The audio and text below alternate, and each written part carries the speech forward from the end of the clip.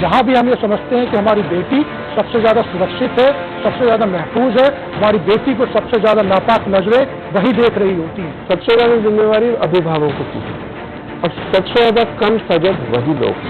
पैर बचाना तो बड़ा नामुमकिन है, लेकिन पहले ये खुद ही बच जाएंगे।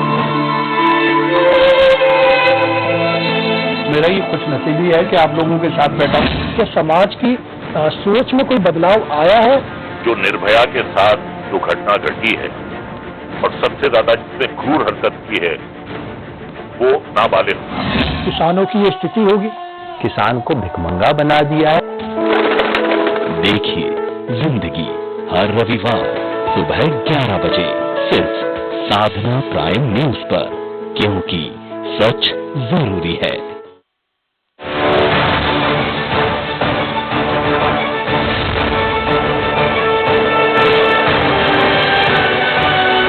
साधना प्राइम न्यूज अब आप देख सकते हैं टाटा स्काई के चैनल नंबर 484 और एयरटेल के चैनल नंबर 263 पर। सच्ची और सटीक खबरों के लिए देखते रहिए टाटा स्काई के चैनल नंबर 484 और एयरटेल के चैनल नंबर 263 पर। साधना प्राइम न्यूज, क्योंकि सच जरूरी है। अब आपका पसंदीदा न्यूज चैनल साधना प्राइम न्यूज आ गया है आपके स्मार्टफोन पर भी। नमस्कार, साधना प्राइम न्यूज देख रहे हैं आप। Android user Google play store में जाकर साधना प्राइम न्यूज लाइव टाइप करें, साधना प्राइम न्यूज के आइकॉन को सेलेक्ट करें और इंस्टॉल करें। ऐसा करने के बाद आप सभी खबर लाइव देख सकेंगे। आपको साधना प्राइम न्यूज कभी भी कहीं भी देखना है तो आप साधना प्राइम न्यूज का ऐप डाउनलोड कर सकते हैं। फिर देर किस बात की, फौरन अपना स्मार्टफोन उठाइए और न्यूज, स्पोर्ट्स, एंटरटेनमेंट से जुड़ी ताजा तरीन खबरों के लिए लाइव जुड़िए। जहाँ भी हम ये समझते हैं कि हमारी बेटी सबसे ज्यादा सुरक्षित है, सबसे ज्यादा महफूज है, हमारी बेटी को सबसे ज्यादा नापाक नजरें वही देख रही होती हैं। सबसे ज्यादा जिम्मेवारी अभिभावकों की है और सबसे ज्यादा कम सजग वही लोग। पैर बचाना तो बड़ा नामुमकिन है, लेकिन पहले ये खुद ही बच जाएंगे। मेरा ये खुश नसीबी है कि आप लोगों के साथ बैठा हूं। क्या समाज की सोच में कोई बदलाव आया है? जो निर्भया के साथ जो घटना घटी है और सबसे ज्यादा जिसने क्रूर हरकत की है वो नाबालिग। किसानों की ये स्थिति होगी। किसान को भिखमंगा बना दिया है। देखिए जिंदगी हर रविवार सुबह 11 बजे सिर्फ साधना प्राइम न्यूज पर, क्योंकि सच जरूरी है।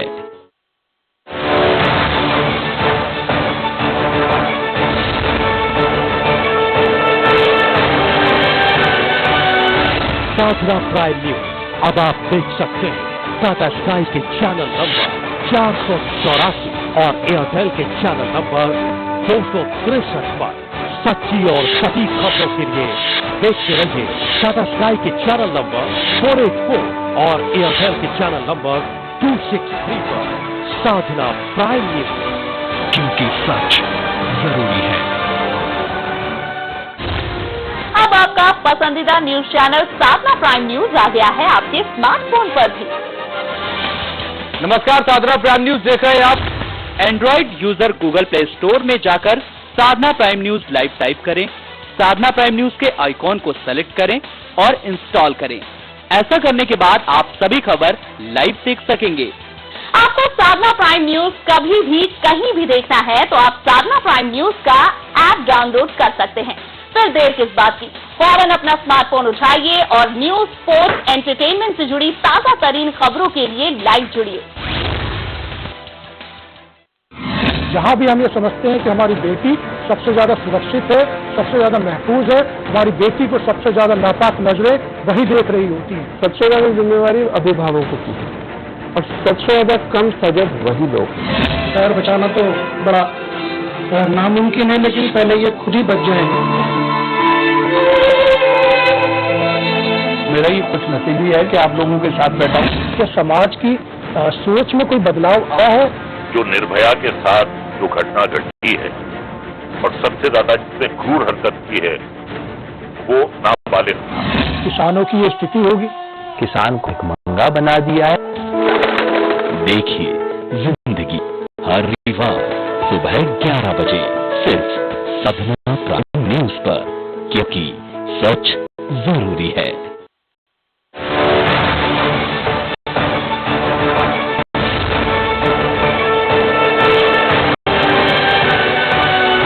साधना प्राइम न्यूज अब आप देख सकते हैं टाटा स्काई के चैनल नंबर 484 और एयरटेल।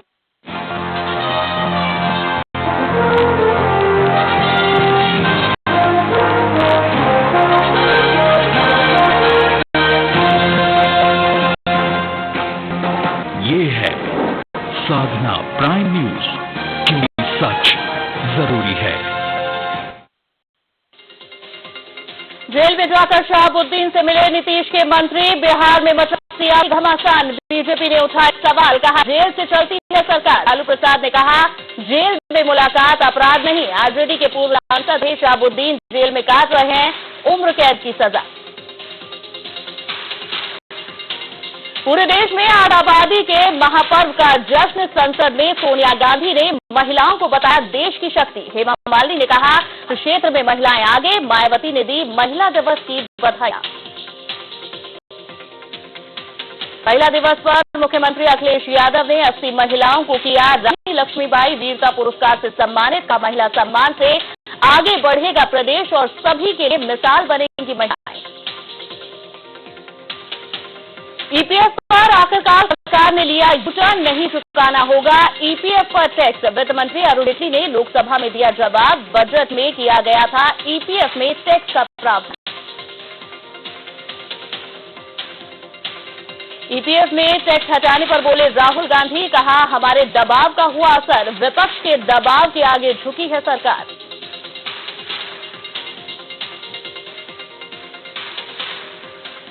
और आज से शुरू हुआ T20 वर्ल्ड कप का महामेला। पहले क्वालिफायर मुकाबले में जिम्बाब्वे ने हांगकांग को हराया।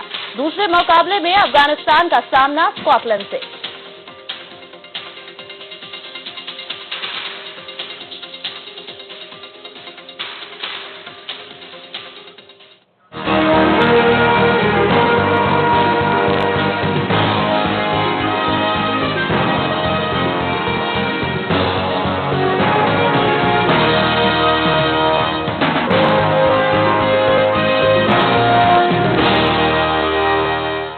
नमस्कार, स्वागत है आप सभी का। मैं हूं अनु सिंह। वक्त हो चला है प्राइम एजेंडा का। कहा जाता है जिस जगह नारी की पूजा होती है उसका सम्मान होता है, वहां देवता निवास करते हैं। स्मृति को हमारी सभ्यता में गृह लक्ष्मी की उपमा दी गई है। लेकिन सवाल ये है कि क्या आज के दौर में नारी को सचमुच वो सम्मान मिला है जिसकी वो हकदार है? आखिर क्यों की जाती है नारी सशक्तिकरण की बात? महिला सशक्तिकरण के प्रतीक महिला आरक्षण बिल का क्या हुआ, क्या हश्र हुआ, ये सब जानते हैं। महिला आरक्षण विधेयक सबसे पहले 12 दिसंबर 1996 को देवेगौड़ा सरकार ने पेश किया था। तभी से ये संसद में लटका हुआ है। यूपीए सरकार के दौरान 2010 में ये विधेयक राज्यसभा में पारित किया गया था, लेकिन लोकसभा में ये आज तक पारित नहीं हो सका और इस पर कानून नहीं बन सका। आज संसद में महिला दिवस की रस्म अदायगी की गई। लोकसभा में महिला सांसदों ने कमान संभाली और समाज की मानसिकता बदलने की ओर प्रभावशाली कदम उठाने के सुझाव दिए। कांग्रेस अध्यक्ष सोनिया गांधी ने महिला आरक्षण विधेयक को जल्द पारित किए जाने की मांग करते हुए कड़े शब्दों में कहा कि हमें हमारा जायज हक दो। हैरानी होती है जब विपक्ष की एक बड़ी पार्टी की बड़ी नेता को भी अपना जायज हक मांगना पड़ता है। सवाल यह है कि 21वीं सदी के 1.5 दशक गुजर गए, आखिर क्यों अब तक महिलाएं समाज में कई स्तरों पर अपने हक और बराबरी की जंग लड़ रही हैं? गांव में तो महिलाओं की हालत और भी खराब है, उन्हें तो अपनी पीड़ा तक बताने की आजादी नहीं है। ऐसे में सवाल ये है कि पीएम मोदी का ये कहना कि महिलाएं खुद से सशक्त हो, ये कहां तक सही है, कहां तक जायज है? ये सवाल उठते हैं और जवाब क्या होंगे ये हम समझने की आज कोशिश करेंगे। हमारे साथ आज एक पूरा पैनल मौजूद है। अंतर्राष्ट्रीय महिला दिवस के मौके पर महिलाओं का एक खूबसूरत पैनल है मेरे साथ। इस वक्त स्टूडियो में हम बात करेंगे इस मुद्दे पर, लेकिन ये भी कि आधी आबादी का आधा हिस्सा है ये, क्योंकि बाकी आधी आबादी अभी भी अंधेरे में गुम है। लेकिन चलिए हम आपको परिचय कराएंगे अपने खास मेहमानों का। हमारे साथ इस वक्त स्टूडियो में पूनम कौशिक जी हैं, सोशल एक्टिविस्ट हैं, लॉयर हैं। साथ ही हमारे साथ उषा ठाकुर जी हैं, सोशल एक्टिविस्ट हैं, फाउंडर हैं एनजीओ की, और साथ ही हमारे साथ इस वक्त अंजू कोटनाला जी हैं, जो कि इनपुट हेड है साधना प्राइम न्यूज की। आप तीनों का बहुत बहुत स्वागत है, आप मेहमानों का बहुत बहुत स्वागत है। सबसे पहले पूनम कौशिक जी, मैं आप ही से बात करना चाहूंगी। हम महिला दिवस मना रहे हैं, आज महिला दिवस है, 365 दिन कहा जाता है कि महिलाओं के ही है, लेकिन आज हम इस पर चर्चा कर रहे हैं और चर्चा इस बात पर करेंगे कि आखिर जो बाकी के दिन हैं उन दिनों महिलाओं की क्या स्थिति रहती है। क्या आप कहेंगी कि महिलाओं को जो वाजिब जगह मिलनी चाहिए थी वो अभी तक मिल पाई है? बिल्कुल नहीं। समाज के अंदर अगर हम देखें, भारत में ही 1947 जबकि हमें बताया जाता है कि भाई भारत ने आजादी हासिल कर ली है, लेकिन स्थिति ये है कि देश में अगर बेटियां नाशाद हैं, दिल पे रखकर हाथ कहिए, देश क्या सचमुच आजाद है जी। आज परिस्थिति ये है कि बेटियों को न तो पैदा होने की आजादी है और पैदा हो जाए तो न जीने की आजादी है। समाज के अंदर पनप रही सामंती मान्यताओं को, साथ साथ सामंती और साम्राज्यवादी संस्कृति के गठजोड़ को भारत के अंदर सरकार चाहे किसी की भी आ जाए, चाहे कांग्रेस की सरकार हो, चाहे मौजूदा बीजेपी सरकार हो या दिल्ली की आप सरकार हो, महिलाओं के प्रति रवैये में कतई कोई फर्क किसी का नहीं पड़ता है। महिलाओं के सामने रास्ता एक ही रहता है, हर सवाल पर संगठित हो और संगठित होकर अपनी लड़ाई को आगे बढ़ाएं। जी उषा जी, आप क्या समझती हैं, कितनी लड़ाई हम लड़ पाए हैं? हम लोग यहाँ बैठे हुए हैं, क्या हम असली प्रतिनिधित्व कर रहे हैं उन महिलाओं का भी जो हमारे पीछे है? हम यहाँ शहरों में बैठे हुए हैं, लेकिन गाँव की महिलाओं का क्या उनकी स्थिति भी ऐसी है? कितनी बढ़ पाई है वो महिलाएं भी? देखिए, गांव से अभी मैं हाल में आई हूँ और गांव-गांव घूमती हूँ। अभी आप नोएडा के ही कुछ गांवों को ले लीजिए जी, जो कि आज तक जहां विद्यालय 5वीं कक्षा से आगे नहीं है, जिसमें एक कंप्यूटर तक नहीं है शिक्षा के लिए, और सड़कों की तो सड़क खरंजे और बिजली की बदहाली है। जिस जगह पर बिजली नहीं हो, गंदगी हो, जहाँ सड़क और गंदगी मच्छर से भरा हुआ जगह हो, तो वहां पर क्या आप सोचते हैं कि लोग या तो सफाई, बिजली इससे लड़ते रहेंगे या आगे बढ़ने की कोशिश करेंगे, या उनके लिए कोई विकास होगा शिक्षा का या किसी चीज का? जो भी बात कही जाती है सरकार द्वारा या किसी के द्वारा, तो सबसे पहले सोचना चाहिए कि गांवों की क्या स्थिति है, क्या गांव रहने लायक है, क्या गांव में सफाई है, क्या वहाँ बिजली है, क्या वहाँ स्वास्थ्य है, क्या वहाँ जल प्रॉपर मिलता है? महिलाएं घर चलाती हैं, वो इन्हीं बच्चों की बीमारियों से और इन्हीं परेशानियों से जूझती हुई रहती हैं, और यही नहीं, उन बच्चों को सुरक्षा नहीं मिलती है। अभी आप हाल ही में देखिए कि कल परसों में एक हॉस्टल में घुस के रेप किया गया है नोएडा में एक बिल्कुल महिला का। सुरक्षित है महिला। और दूसरा, एक मिनट, कलकत्ता की ममता बनर्जी है मुख्यमंत्री, वहां एक महिला को नंगे सड़क पर पीटा गया है, अभी उसका फोटोग्राफ मेरे पास है।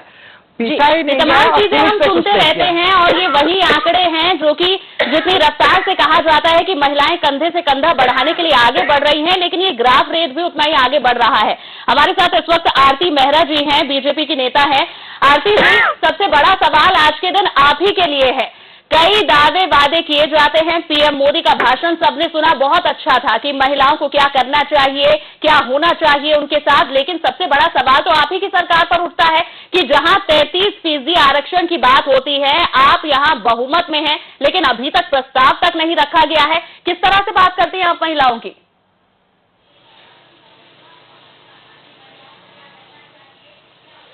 देखिए, भारतीय जनता पार्टी और देश के प्रधानमंत्री और देश की वो महिला नेत्री जो आज देश को नेतृत्व दे रहे हैं, वो बहुत संवेदनशील है, और महिलाओं के मुद्दे पे आज अनु जी सबसे बड़ा प्रश्न है जो हमारे सामने चैलेंज है, वो ये है कि जो महिलाएं सशक्त हैं और जिन महिलाओं को सशक्त एम्पावर करना है, उनके नंबर के गैप को कम करना है। जो महिलाएं पढ़ाई में बेटी बचाओ बेटी पढ़ाओ, इतना संवेदनशील पूरा का पूरा जो प्रोग्राम है जो प्रधानमंत्री नरेंद्र मोदी जी ने आते ही लॉन्च किया, मुझे लगता है कि वो अपने आप में एक बहुत सशक्त प्रोग्राम है। उसके साथ ही साथ महिलाओं के लिए जिस तरह की स्किल उन्होंने बात की, स्किल इंडिया की बात की, डिजिटल इंडिया की बात की, स्टार्टअप इंडिया की बात की, उसमें हर कैटेगरी की महिलाएं। आरती जी, ये तमाम योजनाओं के बारे में हम सुनते हैं और सुनते आ रहे हैं। मैं एक सवाल के कहाँ से जब आप एक मिनट अनु जी बात करने दीजिए, अनु जी बात करने दीजिए। आज ये है कि नंबर को बढ़ाना है, तो नंबर को बढ़ाने के लिए काम किया जा रहा है, उन्हें एम्पावर करने के लिए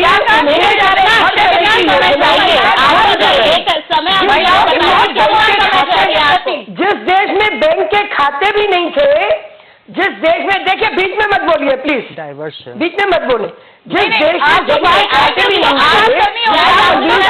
में बात नहीं है, सरकार के आते ही खुले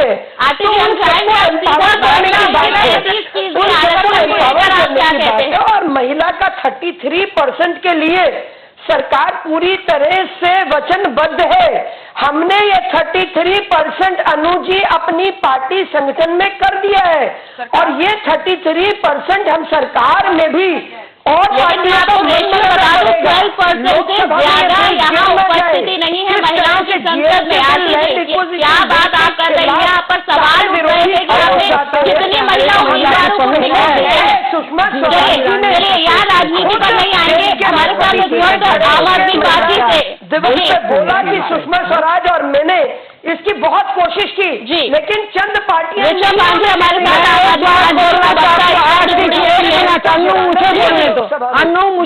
बिल्कुल कहिए। मैं ये कहना चाहती हूँ कि मोदी जी बेशक बहुत कार्यक्रम बना रहे हैं, उनके लिए बहुत सद्भावना है हम लोगों के मन में, लेकिन क्या हर एक मंत्री या महिला नेत्री, क्या हर कोई संवेदनशील है महिलाओं के प्रति? नहीं है, क्योंकि उन लोगों का भी बायोडाटा हमारे पास है कि कितनी संवेदनशील हैं। वहां के गांव का, वहां के लोगों की बातें, जहां जहां से जीतती हैं महिलाएं, जहां जहां की हैं उनकी कितना विकास कार्य वहाँ किया गया, क्या विकास कार्य हो रहा है, क्या हो रहा है, महिलाओं को कितना आगे बढ़ाया जा रहा है, महिलाएं कितनी पहुंच है महिलाओं की। आम आदमी पार्टी से ऋचा पांडे हैं। ऋचा जी, नई राजनीति की आप बात करते हैं, नई सोच की पार्टी आपको कहा जाता है, क्या सोच है आपकी महिलाओं के बारे में, उनके उत्थान के बारे में? क्या लग रहा है कितनी सशक्त हो पाई हैं महिलाएं और क्या उसकी आगे स्कोप क्या देखती है, क्या भविष्य है, क्या इसी रफ्तार से चलेंगे? अनु जी, ये जो प्रॉब्लम है ये सदियों से चली आ रही है, महिला सशक्तिकरण नहीं हो पा रहा है। सरकारें आई, सरकारें गईं, उससे पहले भी महिलाओं के ऊपर बहुत बड़े बड़े बजट बने और उनको सशक्त करने के बड़े प्रयास एक्सटर्नली हुए। मेरा ये विचार है कि महिलाओं का सशक्तिकरण महिलाएं खुद कर सकती हैं। महिला और सक्षम महिलाएं, हमारे पास आज पैनल में जितनी महिलाएं बैठी हैं वो सब बहुत सक्षम महिलाएं हैं और वो महिलाएं किस तरह दूसरी महिलाओं का सहयोग करके उन्हें खींच के बाहर निकाले, क्योंकि ये मानसिकता की लड़ाई है। ये रिजर्वेशन एक अलग मुद्दा है, ये कौन सी सरकार ने कितना बजट किस चीज के एलोकेट किया ये तो पहले भी करती आई, अभी भी करेंगी, बाद में भी करेंगी, पर मानसिकता की बात है, हमें मानसिकता की लड़ाई करनी चाहिए। मैं आपको एक बहुत खुशी हो रही है मुझे बताते हुए आपको कि अभी मैं एक ऐसे प्रोग्राम से आ रही हूँ जिसमें गृहिणी से उद्योगिनी का कॉन्सेप्ट हमने लॉन्च किया है। एक गृहिणियां हैं जो कि पढ़ लिख कर बच्चे और प्रोफेशनल होती हैं, बच्चों में फंस जाती हैं, उनकी जीवन घर की चारदीवारी में गुजरता है, उतना उनके पास कॉन्फिडेंस नहीं रहता है 8-10 साल घर में रहने के बाद कि वो कुछ कर पाए, पर वो भी इस इकोसिस्टम का हिस्सा है। तो जो अगर उनके पड़ोस में सक्षम महिला है वो उनको किसी न किसी तरह का हुनर दे, तो हमें फोकस हुनर पे करना चाहिए और फाइनेंशियल डेवलपमेंट बातों से हटकर अगर प्रैक्टिकल बात की जाए कि किस तरह से अगर एक महिला घर भी संभाल रही है, दफ्तर भी संभाल रही है, कितनी परेशानियां होती है। कहा जाता है कि मल्टीटास्कर, यही शब्द पीएम मोदी ने इस्तेमाल किया था। नहीं कर सकती है, जिस तरह से आपके साथी ने कहा, ये बिल्कुल वो आप एग्जाम्पल रख रहे हैं कि सरकार की कोई जिम्मेदारी नहीं है जी, ये कोई सरकार की जिम्मेदारी, सरकार की जिम्मेदारी पर बात करेंगे। जानते हैं, एक मिनट, सरकार की कोई जिम्मेदारी इसलिए भी नहीं है क्योंकि अभी 28 दिसंबर को हमने 400 बच्चे मुक्त किए जिनके माँ बाप ने गरीबी के कारण कुछ लोगों को सौंप दिया कि वो उन्हें IAS बनाएंगे, पढ़ाएंगे, लिखाएंगे, लेकिन कहानी कुछ और थी। उन्हें मांस खिलाया जाता था, उन्हें दूसरा धर्म सिखाया जाता था। एक मिनट मुझे बोलने दीजिए। उनके पास शिक्षा नहीं थी, उनके पास रोजगार नहीं था, उनके बच्चे भीख मांगने को उतारू थे। वो बच्चे 4 साल बाद अभी जनवरी में लौटे हैं। क्या ये सरकार का दायित्व नहीं है देखना कि देहरादून से बच्चे निकले? अनु जी एक जवाब पहले मेरा सवाल देखिए, मैं इस राजनीति में नहीं पढ़ूंगी। सबसे पहले आज हम प्रैक्टिकल बात करेंगे। हम सब यहाँ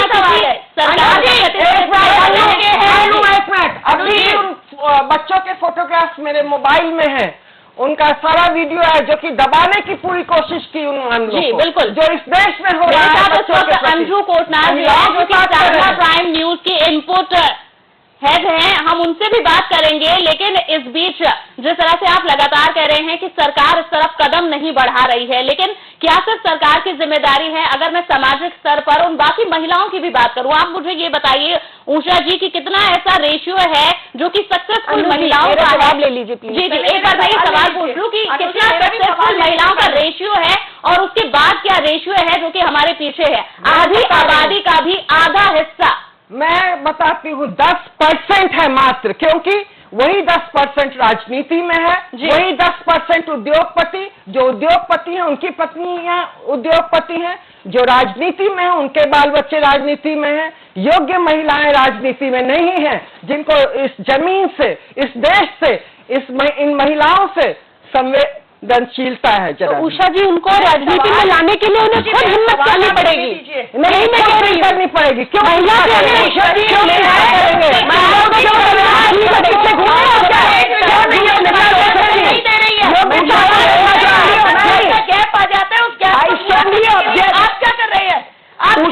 हमने अपने जीवन लगा के लगातार स्टूडेंट पॉलिटिक्स से लेकर आज तक कोई नहीं कह सकता जमीनी स्तर में लोगों के लिए काम किए, लगातार अपनी जिम्मेदारी समझ के काम किए, अपना कार्य समझ के काम किए। सरकार ने ऐसे नहीं है आप एक ही तराजू में व्यवसायीकरण करते हैं, कुछ परसेंट हो सकते हैं। आप तो ये कहते हैं, आप तमाम चीजें कह रहे हैं कि कथनी और करनी में यहाँ सरकारों की फर्क लगता है। लेकिन सवाल मैं यही पूछूंगी कि समाज में सरकार की क्या उपलब्धि है, सरकार की क्या जिम्मेदारी है, इस पर हम बात करेंगे। लेकिन महिलाएं कितनी जिम्मेदार है, कितनी जिम्मेदार है हमारी परवरिश, कितनी जिम्मेदार है किस तरह से महिलाओं को आगे बढ़ाएं, इस पर बात करेंगे। लेकिन एक छोटे से ब्रेक के लिए रुकेंगे।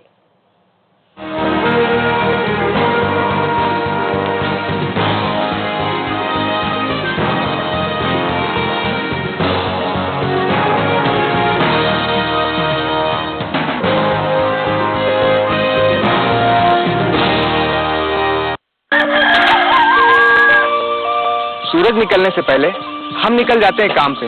क्यों? किस लिए? अपने बच्चों के लिए और बच्चों की माँ के लिए भी।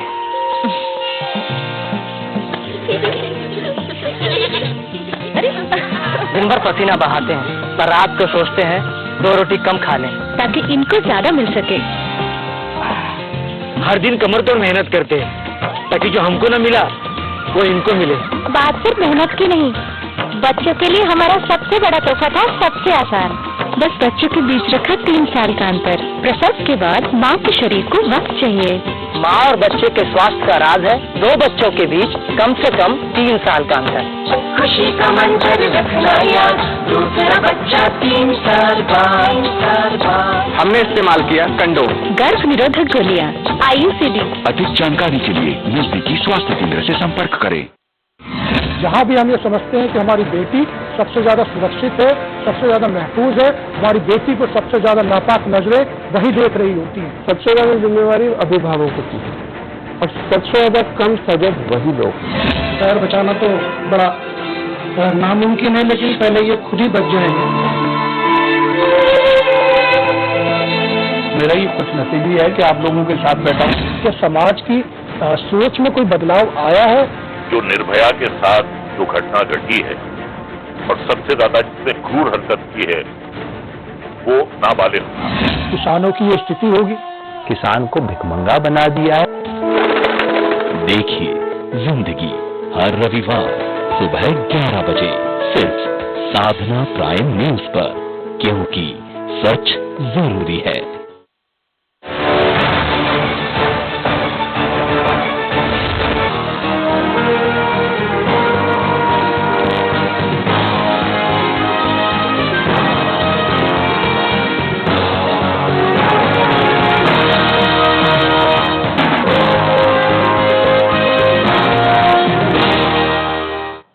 ब्रेक के बाद आपका स्वागत है। आज महिला दिवस पर हम बात कर रहे हैं कि आखिर महिला किन मायनों में सशक्त हुई है, कितनी सशक्त हुई है, कौन से वो क्षेत्र है जहां उनकी सशक्तिकरण की बात कही जाती है, लेकिन कौन से वो क्षेत्र है जहां पर अभी तक नजर नहीं पड़ी है। मेरे साथ पूरा पैनल मौजूद है।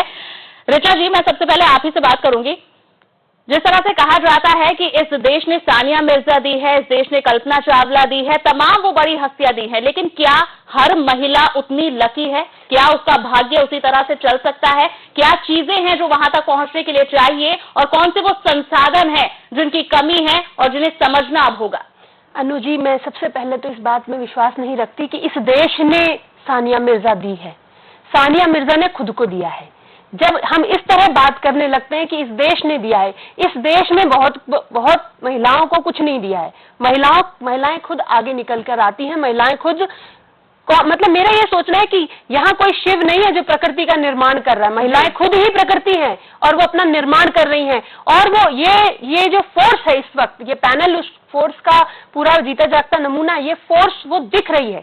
बहुत सारे स्ट्रेटेजिक लेवल पे, बहुत सारे संसाधनों के लेवल पे जरूरतें हो सकती है, पर ये फायर अंदर से जब तक गृहिणियों के और बच्चियों के और महिलाओं के अंदर से नहीं कैसे आएगी? क्या आप समझती हैं क्या ये फायर हर एक महिला के अंदर नहीं है? ये हर महिला में होती है। दबा दिया जाता है, उसे निकलने नहीं दिया जाता। क्योंकि जब आप अगर पुरुषों के सामने मुद्दे रखें तो सबसे पहले बात कहेंगे कि कई जगह तो आपको दिया हुआ है रिप्रेजेंटेशन। आप बीडीसी में देख लीजिए, आप पंचायत स्तर पर देख लीजिए, लेकिन वहां पर भी चलाता कौन है? बैक पावर कौन होता है? बिल्कुल। जब आपने आरक्षण जहां जहां दे भी रखे हैं, वहां भी मूक दर्शक बिठा दिए जाते हैं। तो जो सक्षम महिलाएं हैं वो अपने साथ खींच के लेकर निकालें। ये मूवमेंट कहाँ पड़ेगा? ये सामाजिक तौर पे मूवमेंट होना चाहिए। सरकारों को, जो मैं पूनम जी ने कहा कि सरकारें अपने हाथ धो रही हैं, ऐसा नहीं है। सरकार को जो है वो तो कर रही है और पहले से कर रही है। कोई ऐसी यूरेका फोर्ड की न्यू चीज नहीं आ सकती, परंतु सामाजिक महिलाओं को आगे निकल के फोर्स बन के निकलना पड़ेगा। जो आज हमने देखा मंदिरों में, मस्जिदों में नहीं महिलाओं को घुसने दे रहे हैं, और एक पूरा भारत में एक पूरा सलाह चल रही है कि अभी बात को लेकर लड़ रहे हैं कि महिलाओं में पार्टी लाइन से, और हम यहाँ पार्टी लाइन से नहीं, सारी पार्टियों की महिलाओं ने उसमें बोला है। बिल्कुल। आज और एक और चीज, आज केवल महिला दिवस है तो हम ये बहस कर रहे हैं। मैं बहुत खुश होंगी कि हफ्ते में एक दिन आप महिलाओं के ऊपर चर्चा कीजिए, लेकिन महिला सशक्तिकरण की बात होगी, वरना हम रोज सवाल चर्चा से क्या होगा? क्या चर्चा पर जब तक खर्चा चला रहेगा, क्या उन महिलाओं के लिए कोई उद्धार होगा? उन्हें तो अभी तक में जाना होता है। अनु जी, सत्संग, डिस्कशन, डिबेट और चर्चा किसी भी समाज का बहुत अटूट हिस्सा है। लेकिन चर्चाओं की बात ना कीजिए। चर्चाएं रोज 9 से 10 बजे होती है, 8 से 9 होती है। चर्चाओं से कुछ नहीं होता। मेरे साथ इस वक्त अंजू कोटनाल जी हैं। स्टूडियो में ना कीजिए, स्टूडियो के बाहर भी करनी पड़ेगी। जी, उसी का प्रतिनिधित्व बैठा हुआ है यहाँ। इस वक्त अंजू कोटनाल है हमारे साथ। अंजू जी, सबसे पहले मैं आप ही से पूछूंगी, मैं आपको रोज देखती हूँ, सुबह सुबह आप आती हैं, काम करती हैं, घर जाती हैं, जो बातें तमाम की जा रही हैं कि महिलाओं के लिए कहा जा रहा है। आरती मेहरा जी कह रही है कि हमारी सरकार ने इतना कुछ दिया है, कितना पहुंच पाया है महिलाओं तक? देखिए, मैं तो आप लोगों की चर्चा बहुत देर से सुन रही हूँ, तो मुझे लगता है कि बहुत सारी चीजें बहुत क्लियर होनी चाहिए। जैसे अभी पूनम जी ने बोला कि सामंतवादी सोच जब तक रहेगी तब तक महिलाएं आगे नहीं आएंगी, क्योंकि शुरुआत आपके अपने घर से होती है। जब भी मैं सशक्तिकरण की बात सोचती हूँ या देखती हूँ या सुनती हूँ, तो मैं सबसे पहले अपनी माँ को देखती हूँ और अपनी बेटी को देखती हूँ। मुझे लगता है कि जब हम बात करते हैं सशक्तिकरण की, तो उनकी जो चीज है, उनकी जो जिम्मेदारियां हैं, वो बहुत चुनौतीपूर्ण है। सुबह उठना और तमाम चीज, और उसके बाद भी संघर्ष करना अपने घर पर भी और घर से बाहर भी। वैसे ही अपनी बेटी को जब देखती हूँ तो वो इतनी दंड है कि हर चीज कुछ भी काम करने से पहले वो एक बार फोन करेगी कि मैं करूं या ना करूं। तो शुरुआत तो आपको वहीं से करनी होगी। और सवाल इस बात का नहीं है कि आप बहुत बड़ी बड़ी बातें करें, बहुत चर्चाएं, ये तो होती रही। आरती जी की बात जैसे मैं सुन रही थी और आज से नहीं बहुत सालों से मैं सुनती आई हूँ, वो मतलब एक आइडियल भी है, मजबूत स्तंभ है। तो मुझे लगता है कि जब तक वो सशक्त महिलाएं उन सशक्त महिलाओं के बारे में नहीं सोचेंगी तब तक कुछ नहीं होगा। ये चर्चा आप रोज करते रहो, रोज कोई फायदा नहीं है इन चीजों का। जी, जो सवाल यहाँ इस वक्त अंजू जी उठा रही हैं कि हमारे पास अभी भी वो अथॉरिटी नहीं है, डिसीजन लेने की अथॉरिटी। यहाँ हम बाहर निकलते हैं काम के लिए, लेकिन जिस तरह से हम पहले भी चर्चा कर रहे थे इसी मुद्दे पर कहा जा रहा था। जी आरती जी, मैं आपके पास आऊंगी, लेकिन इससे पहले आप बताइए उषा जी, क्या लग रहा है ये अथॉरिटी कब तक मिलेगी? अथॉरिटी छीन कर लेना पड़ेगा। एक मिनट जी, मेरा विवाह हुआ था जिस गांव में, उसमें मैं फर्स्ट ग्रेजुएट जो थी वो उस गांव में गई थी और कोई भी पढ़ा लिखा पुरुष भी नहीं था, लेकिन वहां से मैं घर से निकलती थी, लोगों को समझाती थी। आज उस गांव की लड़कियां टीचर्स हैं, बहुत पढ़ लिख रही हैं, उनकी तस्वीरें भी हैं, साइकिल लेके पढ़ने जाती है, ट्यूशन पढ़ती हैं और बहुत मतलब कि एकदम वो बंगाल के बॉर्डर पर है और नेपाल के बॉर्डर पर, वो काफी पिछड़े हुई जगह पर, लेकिन हर एक बच्चा, हर एक व्यक्ति पढ़ रहा है और बहुत आगे बढ़ रहे हैं। जो लोग हमारे यहाँ से मांग कर खाते थे वो आज लोन देने की स्थिति में हो गए शिक्षा के कारण। महिलाएं जी आरती हो गई है कि अपने बच्चों को और आगे बढ़ा रही है, दिल्ली में रख के पढ़ा रही हैं। तो आगे निकलना होगा, चाहे चार बातें सुननी हो। देखिए अनुज जी, जो बात मैंने पहले कही वही सबसे महत्वपूर्ण है। देश जब आजाद हुआ तो आजादी की लड़ाई में महिलाओं ने भी बड़े बढ़ चढ़ के हिस्सा लिया था और बहुत संघर्ष किए थे। आजादी के बाद हमें एक अधिकार मिले, हमारे संविधान ने हमें पूरी तरह से पुरुष के समान बनाया, लेकिन सबसे बड़ी दुविधा वहां आती है मानसिकता की। जो मानसिकता है वो पुरुष जो बड़ी चर्चा पिछले महीनों में चली कि जिसमें आप महिला की पूजा तो करेंगे, उसे देवी का रूप भी मानेंगे। आपको लक्ष्मी चाहिए, धन की जरूरत है तो आप लक्ष्मी जी को पूछते हैं। आप अपना इंटेलेक्ट लेवल और आप अपनी भाई को बढ़ाना चाहते हैं तो माँ सरस्वती की उसमें शरण में जाते हैं। जब आपको शक्ति चाहिए तो आप माँ दुर्गा के पास जाते हैं। लेकिन घर में ये व्यवहार कैसा, इन सारी संवेदना को देखते हुए जो सरकार है, देखिए रूटीन, एक जो बिल्कुल रूटीन रूप में ये दिन मने और एक दिन उसके आसपास के दिनों में चर्चाएं हो, ये काफी नहीं है। हमें नंबर बढ़ाना है। आज जो 12% है पार्लियामेंट में महिलाएं, हमारा एम ये है कि उन्हें 33% महिलाओं को पार्लियामेंट में लेके आना है। सिमिलरली विधानसभा में लेके आना है।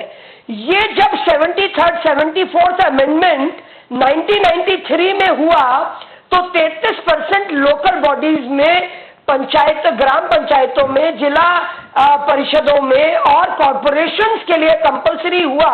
तो आज आप एक बहुत बड़ा नंबर देखते हैं कि महिलाएं घर से निकल के, चाहे पुरुषों को निकालना पड़ा, जो भाई एक्टिव था उसको टिकट नहीं मिल सकती क्योंकि महिला सीट है, तो उसने अपनी बहन को किया, किसी ने अपनी पत्नी को किया, किसी ने अपनी मां को किया। लेकिन वो चेहरे तो महिलाओं के सामने आए। और जो महिलाएं शुरू के 1 से 5 साल तक थोड़ी सी दबी हुई थी, डरी हुई थी, कुछ में जोश और जज्बा बहुत था, क्योंकि मैंने तो उनके साथ काम किया है, तो उन्होंने, और मैं तो स्टूडेंट लीडर रही हूं, तो मैं तो अपने समय से fortunately because of my family also, जो मुझे प्रोत्साहन घर से मिला, मैं एक हॉर्स राइडर थी, मैं एक फ्लायर थी जी, मैं दिल्ली आती थी। जो तमाम बातें आप कह रही हैं बिल्कुल वाजिब है, लेकिन मैंने ये देखा उन लड़कियों लेकिन इसकी गति किस तरह से आगे बढ़ाई जाए। इस वक्त मेरे साथ बरखा शुक्ला जी जुड़ी हुई हैं, अपने एरिया में कांग्रेस की स्पोक्सपर्सन है और दूसरी एक्स चेयरपर्सन रही हैं एनसीडब्ल्यू की। जी आरती जी, मैं आपके पास आऊंगी। जी बरखा जी, आज हम बात कर रहे हैं कि कब तक महिलाओं को वो मुकाम मिल पाएगा जिसकी काबिलियत वो रखती हैं। जो काबिलियत है सालों तक उसे दबाया गया है, एक समाज है जिसे सालों तक आपने दबा कर रखा है। अगर उसे उभरना है तो आरक्षण कितना होना चाहिए, कितना वक्त आपको देना चाहिए, किस तरह से वो समाज में, राजनीति में, आर्थिक स्तर पर आगे बढ़ेगी, कैसे देखते हैं आप, कैसे उत्थान होगा?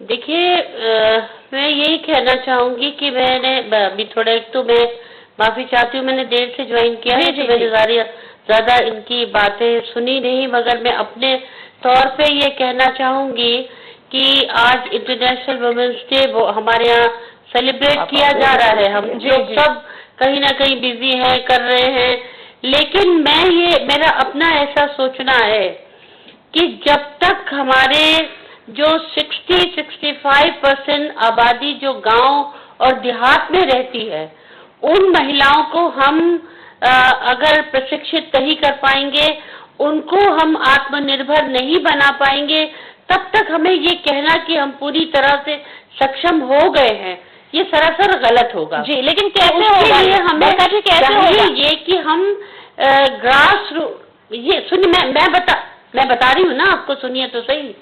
इस पे क्या होगा कि हमें ग्रास रूट्स पे एक अभियान चलाने की जरूरत होगी, और जो भी, मैं पार्टी लाइन से अलग हट के बात कर रही हूँ, कि जो भी पार्टी का आदमी, जो भी MP, MLA जहाँ से भी चुन के आता है, ये उसकी जिम्मेदारी होनी चाहिए कि वो उस एरिया की महिलाओं के लिए काम करे। तब हम ये समझेंगे कि आप महिलाओं के बारे में सोच रहे हैं और उनको बराबरी का दर्जा देना चाहते हैं। सिर्फ ये कह देने से कि हम महिलाओं को बराबर दर्जा दे रहे हैं, ये सरासर गलत होगा। अगर आप दे रहे हैं अपने इलाके में, आपने अपने टेन्योर में 5 साल में कितनी महिलाओं को शिक्षित किया, आपने कितनी महिलाओं को आत्मनिर्भर बनाया, इसका एक रिकॉर्ड होना चाहिए। ये जब तक के नहीं होगा, तब तक मैं नहीं समझती हूँ कि हम लोग, चलो हम तो सब मेट्रो सिटीज में रहते हैं, पढ़े लिखे हैं, हमारे पीछे हमारे पति हैं, भाई हैं, वो सब है, फैमिलीज लगी हैं, लेकिन उन औरतों के बारे में सोचिए जो आज भी गांव में रह रही हैं, पिटाई खा रही हैं, उनके ऊपर उनके ऊपर जुल्म होगा। जी, पूनम जी जरूर। लेकिन पूनम जी, मैं इसमें जोर देना चाहती हूँ, जो कह रही हैं बरका शुक्ला जी कि किस तरह से महिलाओं के साथ गाँव में भी अत्याचार हो रहा है। एक सर्वे है जिसके अकॉर्डिंग लड़कों का ये कहना है कि 40% लड़के ये कहते हैं कि महिलाओं की पिटाई होनी चाहिए, अगर घरेलू हिंसा हो रही है तो होनी चाहिए, इस तरह का व्यवहार किया जाता है, ये मानसिकता है। जी बिल्कुल, ये मानसिकता है और ये एक खास तरह का आंकड़ा है। दूसरी बात, देखिए बार बार ये बात कही जाती है कि सवाल मानसिकता बदलने का है। जी, बात ठीक है कि मानसिकता बदलने का सवाल है, लेकिन मानसिकता बदलेगी कैसे?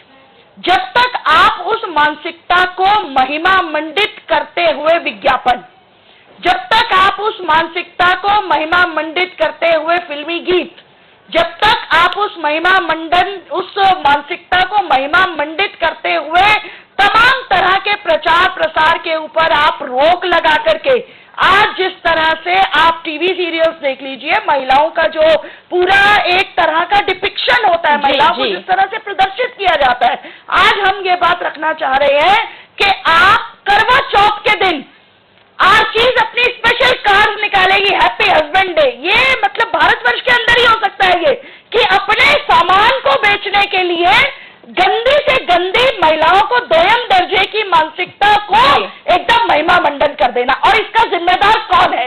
निश्चित तौर पर महिला इसकी जिम्मेदार नहीं है, इसकी जिम्मेदार है भारत की सरकारें, चाहे वो किसी भी पार्टी की हो। कांग्रेस पार्टी भी यही करती है, बीजेपी भी यही करती है, और आम आदमी पार्टी की सरकार जो अभी बात कह रही है कि सशक्त को निशक्त को लेकर आना पड़ेगा।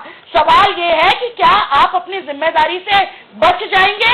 आज सरकारों की जिम्मेदारी है, आप सरकार के सामने महिला आंदोलन ने आज ये सवाल रखे हुए हैं कि महिलाओं को नौकरियों में आधा हिस्सा दे दो, कि महिलाओं को नौकरियों में अपर एज में 5% आरती जी इसका जवाब देंगे। ये सवाल है, आरती जी सुन रही हैं आप? ये सवाल है कि आप अपनी जो नीतिगत जो तैयारी है, नीति के सवाल के ऊपर हम ये समझते हैं कि अक्रॉस पार्टी लाइन सब महिलाओं को खड़ा होकर ये बात रखनी पड़ेगी कि ये जो सरकारें सामंती मान्यताओं को, सरकारें आज स्किल इंडिया कर रही है, मेक इन इंडिया कर रही है। मेक इन इंडिया कौन करने आ रहे हैं? बड़ी बड़ी मल्टीनेशनल्स आ रही है, बड़े बड़े कॉर्पोरेट हाउसेज आ रहे हैं। वो क्या लेकर आते हैं? जवाब देंगे जिसमें का व्यवसायीकरण। आरती जी महिला है, पार्टी में किस तरह से इस आवाज को रखेंगे?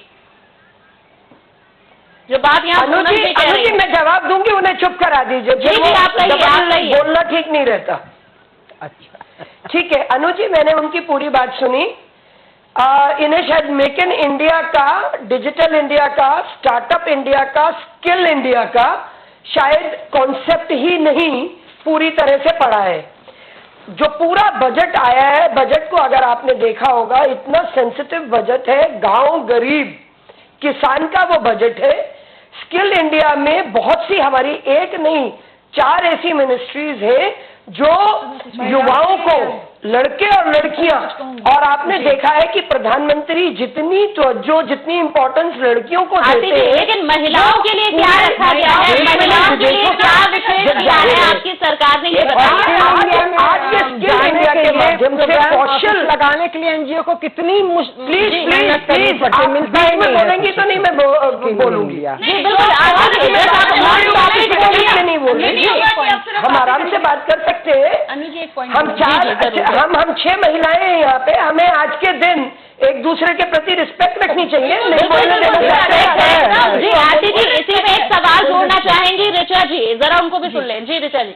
नहीं, आज इतना महत्वपूर्ण है, मैं यहाँ पर इतना महत्वपूर्ण है कि लड़कियों को पहले बचाया जाए।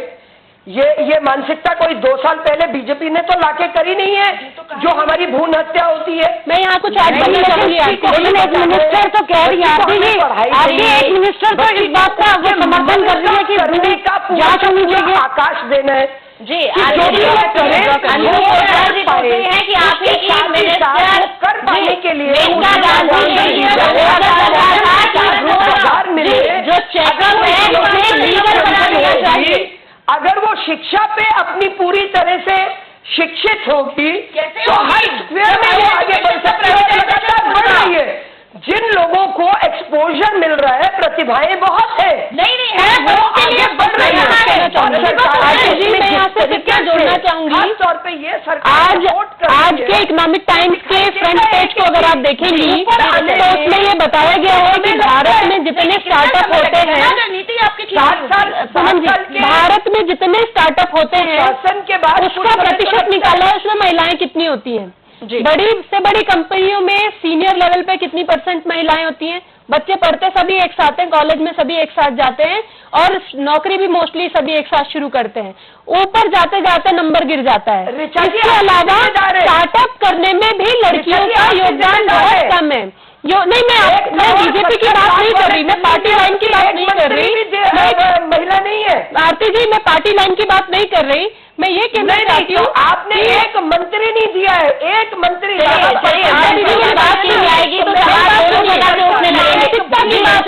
कि महिलाएं उस तरह के स्टार्टअप कीजिए, डिजिटल कीजिए, आदमियों को वो फायदा मिलेगा।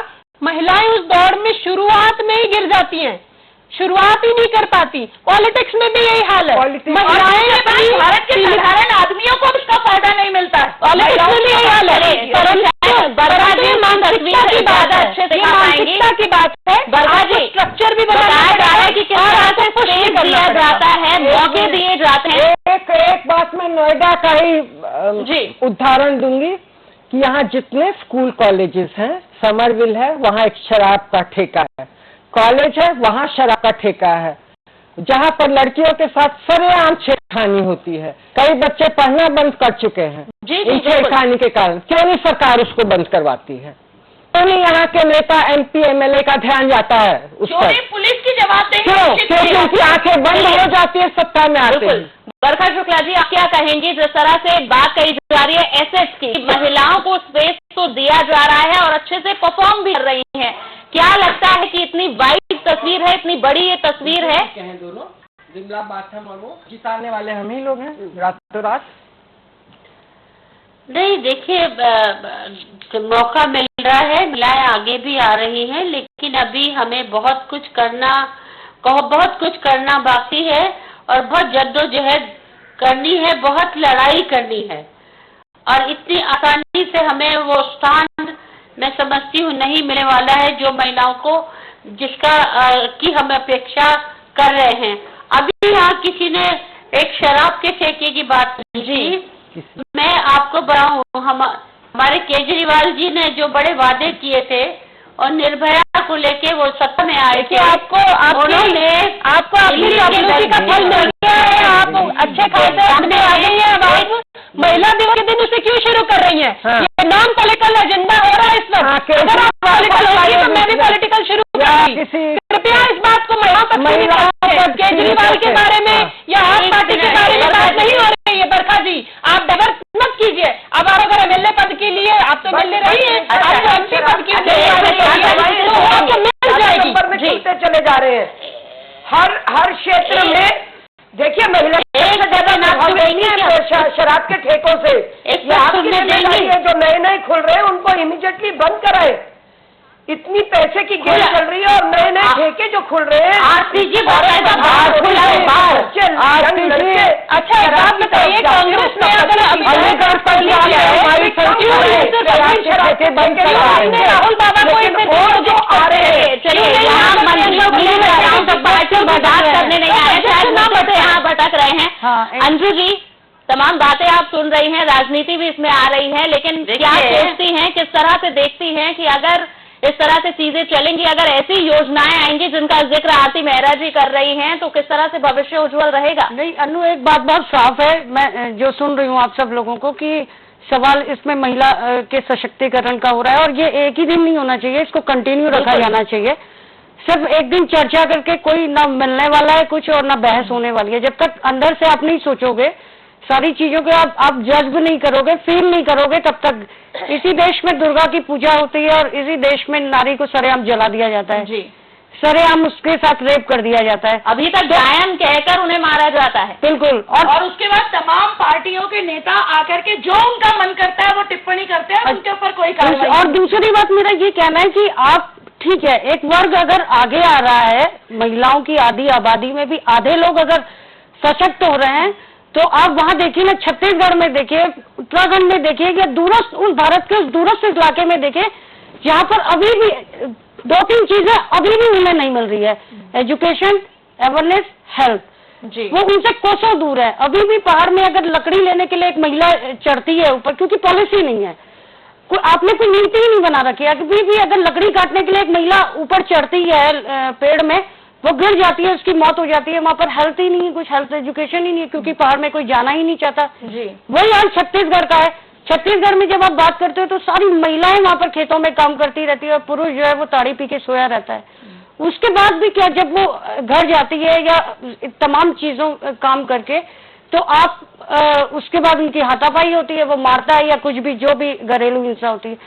मेरा सिर्फ और सिर्फ ये कहना है कि आप जब बात करोगे तो, क्योंकि महिला भी जिंदा है, ठीक है, आप उसकी फीलिंग जिंदा है, आप कम से कम दुर्गा और ये तमाम, वो ठीक है, आपकी अपनी धार्मिक भावनाएं हो सकती हैं, संवेदनाएं हो सकती हैं, लेकिन उसको एक एहसास के तौर पर भी तो देखिए। बिल्कुल, आप उसके लिए काम भी तो करिए। एक अली मेरा भी पूरा नहीं, एक मिनट पूनम जी, जब आप उसकी पॉलिटिक्स की बात करती हैं कि ठीक है, मैं किसी पर एक आक्षेप नहीं कर रही हूँ, ना मैं कांग्रेस पर कुछ बोल रही हूँ, ना आप या बीजेपी पर।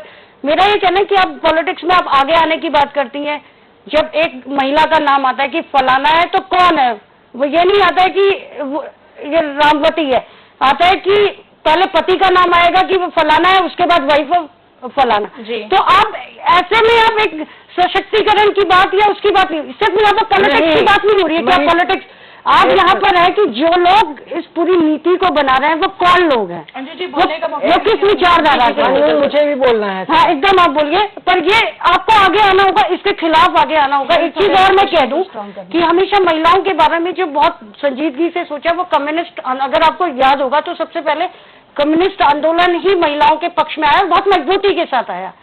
उसमें एक विचारधारा पनपी, उसके खिलाफ आप आवाज आई, और उन्होंने सिर्फ उसकी बात नहीं की, उन्होंने कहा कि शिक्षा भी तो किस तरीके की शिक्षा होनी चाहिए। तो इसी तरीके से मैं कह रही हूँ कि जब आप महिलाओं की बात करते हैं तो आप उसको बहुत संजीदगी के साथ सोचिए, चिल्लाने से या कुछ आप मतलब अपनी बात जी, आप संजीदगी की बात कर रही हैं पूनम जी। अगर हम समाज के स्तर पर देखें, हम कितना बढ़ पाए हैं, महिलाओं के खिलाफ जो अपराध बढ़ रहे हैं, वो ये हो रहा है कि पहले जहां महिलाओं के साथ रेप होते थे, अब बच्चियों के साथ होते हैं। 6 महीने की बच्ची, 3 साल की बच्ची, 4 साल की बच्ची, कहाँ जा रहे हैं हम समाज में? नहीं, पहले भी होते थे, रिपोर्ट नहीं होते थे। पहले मैं जिसके ऊपर अपना फोकस करना चाहूंगी 2-3 बातें। नहीं, पहले नहीं।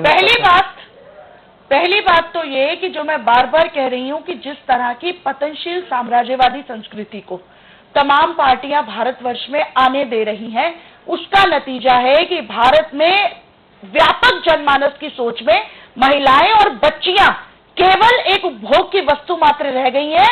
और दूसरी बात, पुलिस की जवाबदेही सुनिश्चित ना होना जी। तीसरी बात, न्यायपालिका द्वारा दोषियों को सजा की सुनिश्चितता न होना, क्योंकि पुलिस ढंग से इन्वेस्टिगेट ही नहीं करती है, FIR दर्ज नहीं होती, मामले दर्ज नहीं होते, और अगर दर्ज हो जाते हैं तो उनकी जांच ऐसी होती है कि कचहरी चाहते हुए भी कुछ नहीं कर सकती है। एक बात, जो मसले मीडिया में हाईलाइट हो जाते हैं वो तो चलते हैं फास्ट ट्रैक कोर्ट की तरह। निर्भया के साथ भी यही हो गया, उबर के साथ, लेकिन निर्भया के साथ बाद कितना साधारण बच्चियों के साथ जो छत्तीसगढ़ में होता है, जो दिल्ली में होता है, उसके ऊपर कतई कोई जल्दीबाजी वाला अदालती सिस्टम नहीं होता है। तीसरी बात मैं ये कहना चाहूंगी, बात छत्तीसगढ़ की है, बात हर जगह की है। अगर दिल्ली की भी बात की जाए, कांग्रेस सरकार ने केंद्र में रहते हुए शुरू की खाद्य सुरक्षा योजना, जिसके तहत ये हुआ कि परिवार की मुखिया महिला बन जाएगी, राशन कार्ड महिला के नाम पर हो गया, लेकिन राशन कितना कम हो गया, जहां 25 किलो मिलता था वहां 5 किलो रह गया। आप सरकार उसको लागू कर रही है और नरेंद्र मोदी साहब तो उसका गुणगान कर रहे हैं। और दरअसल में वो कानून जो है खाद्य सुरक्षा नहीं, खाद्य असुरक्षा है। चलिए, चाहते हैं एक महिलाओं छोटी सी चीज बताना चाहूंगी पूनम जी। अभी काफी लोगों को इस बारे में पता भी नहीं है कि दिल्ली में एक नई पहल शुरू हुई है। हमने commission of inquiry for women safety launch किया है। ये ऐसा कमीशन है जो FIR पे सुनवाई नहीं होती। जैसे आनंद पर्वत में मीनाक्षी मर्डर केस हुआ था, 2 साल से उन्होंने FIR दर्ज की हुई थी, उसमें सुनवाई नहीं होती। वर्मा कमीशन ने डिसाइड कर दिया था, बिल्कुल, आपने तो वो सवाल खोल दिया है जो है बच्चों की रेप में जो है फांसी हो जानी चाहिए। ये वर्मा कमीशन डिसाइड कर चुका था उस सवाल को, आपने वो सवाल खड़े कर दिए। आपने जो है बजाय स्ट्रीट लाइट ठीक करने के, आपने बजाय चलाने के, आपने शुरू कर दिया।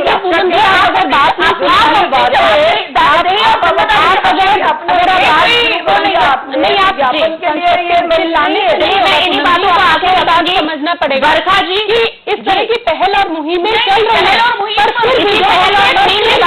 बरखा जी आपको क्या लगता है तमाम चीजें चलाई जाते हैं जिस तरह से ऋचा जी भी बता रहे हैं, यूपी में भी चलती है, महिलाओं के लिए 1090 हेल्पलाइन चलाई जाती है, कितनी सक्षम है ये नीतियां और इस तरह के जो हेल्पिंग हैंड दिए जाते हैं महिलाओं को इन अत्याचारों के प्रति लड़ने के लिए कितना हेल्प करते हैं, कितनी मदद करते हैं। पारिवारिक अदालतों में जजेस की संख्या ही कम है। दिल्ली की सरकार बार बार वही प्रॉब्लम्स बता रहे हैं जो कि ऑलरेडी एग्जिस्ट करती है, नहीं कर रहे हैं। ये प्रॉब्लम सॉल्व कैसे होगी? ठीक हो जाएगी। देखिए, पहल सरकारें करती रहेंगी। मैं ये कहना नहीं, नॉन पार्टी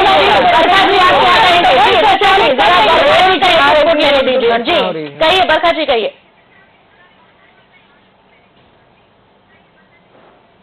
ऐसा है कि जब तक हम अपने पुरुषों की मानसिकता नहीं बदलेंगे और ये एक दूसरे का ब्लेम गेम जो है ये चलता रहेगा कि हम ये करें, हमने ये कर दिया, हमने वो कर दिया, हमने वो कर दिया, हमें जमीन पे आके काम करने, हम देख रहे हैं हम सारी औरतें आपस में ही लड़े चले जा रहे हैं। नहीं, हम कोई लड़ाई सामने रखा जा रहा, काम करते कोई लड़ाई नहीं है। हम देखा जा रहा है। जी कहिए गलत बयानी ना करें, मेरी बात सुन लीजिए 1 मिनट। यहाँ बेशक हम बहस कर रहे हैं लेकिन हम काम करते हैं, अप्रोच कहाँ जाएगा? आप लोगों की बहस भी एक पॉजिटिविटी ला रही है। जी बरखा जी कहिए। 1 सेकेंड, मैं आप लोगों के बीच में मैं बिल्कुल नहीं बोली हूँ, थोड़ा सा मुझे बोलने जगह जरूर आज्ञा हो तो बोल लूँ। हाँ आज्ञा है। जी बरखा जी कहिए। हाँ थैंक यू धन्यवाद। ऐसा है, हम सब महिलाएं एकजुट हो जाएं और ये तय करें कि हमें समाज से गंदगी मिटानी है, हमें ये काम करना है और हमें किसी पुरुष की जरूरत नहीं है। बिल्कुल, कि जो ये हमें कहे कि तुम उठो और चलो, तुम सक्षम हो। और इसमें कोई नई बात नहीं, वाकई सही बात है, औरत अपने आप में पूरी सक्षम है। समाज रूप जो हमें पुरुष और महिला दो पहिए हैं, मेरा अपने आप इस तरह का आकलन ना करें। देखिए बिल्कुल ठीक है। अरे भाई यार, आप क्या, हमारे घर में भी पति है, ठीक से चल रहे हैं, बढ़िया फर्स्ट क्लास मौज आ रही है। लेकिन वर्मा जी, मैं इसीलिए एक चीज बोलना चाहूंगी, जिस तरह से आप खुद कह रही हैं कि गाड़ी तभी चलेगी जब दोनों पहिए बराबर चलेंगे, लेकिन एक मानसिकता यहाँ बन गई है, जिस तरह से मॉडर्न एज गर्ल्स आ रही हैं, महिलाएं आ रही हैं, कई बार उन्हें कई चीजों का त्याग भी करना पड़ता है। ऑफिस जाना है तो बच्चों का बचपन से छूट जाता है। क्या लगता है कि ये कॉस्ट देना पड़ेगा? अगर आपको आधुनिक बनना है तो इन सब चीजों को छोड़ना पड़ेगा। मैं यहाँ कुछ कहना चाहूंगी कि मैं वहीं पे आ रही हूँ। बरखा जी, एक मिनट कहने दीजिए। पीढ़ी के लोग हैं, जी, हम जहाँ से आ रहे हैं, आज वो लड़कियां जो आज की जो लड़की, एक सेकेंड रुक जाइए। आज मैं जब दिल्ली वुमेन कमीशन में थी, मैंने वहां देखा कि नई जवान लड़कियां 2 महीने शादी के हुए हैं और आके वो कहती हैं हमें डिवोर्स चाहिए। मतलब ये कि उन्हें यही नहीं पता कि शादी के मायने क्या है, टॉलरेंस नहीं है बिल्कुल भी। लड़कियों को हस्बैंड भी कमा रहा है, बीवी भी कमा रही है, लव मैरिज करी है। तो ये चीजें जो हमें अपने परिवारों से मिलनी चाहिए, हमें खुद अपने जो हमारा दोस्त है, यानी जो लड़की का फ्रेंड है, जो उससे शादी करने वाला है, ये उसको भी समझना पड़ेगा कि हमें अपनी ये गर्लफ्रेंड जो है एक कंसर्न होना चाहिए। आरती जी, एक महिला के तौर पर मैं यही सवाल आपसे सबसे पहले पूछना चाहूंगी, जो बरखा जी बात कह रही हैं कि चीजों को बैलेंस अगर करना है तो आपको कहीं ना कहीं त्याग करना होगा। अगर महिला ज्यादा एम्बिशियस है, अगर वो अपने सपनों को पाना चाहती है, अगर कुछ खटपट हो जाए तो कहा जाता है कि वही डाइवोर्स हो जाएगा। और हमारा समाज, अगर महिलाओं को हम स्पेस दे रहे हैं तो हमारा समाज पश्चिमी सभ्यता की तरफ जा रहा है। एक दिन ऐसा आएगा जब महिलाएं अपने बच्चों को लेकर अलग रहेंगी और बेटे अपने जो पति हैं वो अपने माँ बाप के साथ रहेंगे। क्या अगर महिलाएं मॉडर्न होती हैं तो क्या हम इस समाज की तरफ जा रहे हैं? ऐसा हो रहा है। देखिए जी आरती जी, एक बार आधुनिकता की गलत अनु जी, इसके बाद में जवाब। जी जरूर। मानना नहीं है, लेकिन मेरा तो मूल प्रश्न ये है कि आज हमें महिला दिवस पे उन महिलाओं के बारे में सोचना है जो बिल्कुल उठ नहीं पाई हैं। जो ये गैप है ना, ये गैप बहुत बड़ा है। आप उड़ीसा की महिलाओं में चले जाए, छत्तीसगढ़ चले जाए, झारखंड चले जाए, तो हमें तो बेसिक को उठा के लाना है। आज हमारी चर्चा ये नहीं है, वो जो महिलाएं आज बड़े शहरों में अपने हक को, अपने राइट को समझ गई हैं, लेकिन हाँ, उनके लिए भी हमें बहुत कुछ करना है। उनको सेंस ऑफ सिक्योरिटी देनी है, वायलेंस के अगेंस्ट अपने न सिर्फ नियम और कानून और जुडिशरी को तैयार करना है अधिक से अधिक टाइम बाउंड और सशक्त मैनर में, लेकिन उन लड़कियों को भी तैयार करना है कि किस तरह से वो समाज में अपने आप को बेसहारा न समझ के जी अपनी आवाज उठाएं और अपने सपनों के पीछे जल्दी आप कुछ कह रही थी। बहुत जल्दी। मैं यहाँ पर लगता है कि सबसे बड़ा प्रश्न है, सबसे बड़ा प्रश्न है जो महिलाओं रखना चाहूंगी कि हम जब महिलाएं जो वर्किंग होती है उनके ब्लैकमेल लगा देते हैं पे छोड़ के जा रही है। मुझे ऐसा लगता है इवॉल्व हो रहा है सिस्टम, ये लगा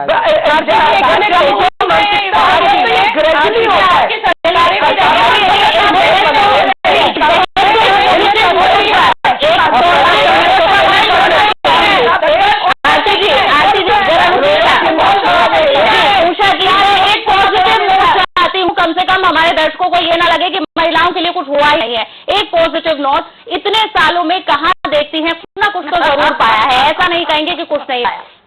उषा जी देखिए, मैंने परिवर्तन जैसा कि पहले बताया कि गाँव में देखा, लड़कियां पढ़ रही हैं, आगे बढ़ रही हैं, लेकिन यहाँ का गांव जो है, उत्तर प्रदेश का गांव, जहाँ पर आज भाजपा के ही विधायक सांसद हैं, जिनको जिताने वाले भी हम ही लोग हैं, जो काम करते हैं दिन रात जी, उन उनका ध्यान इन लोगों पर नहीं है, इन गांवों में नहीं है।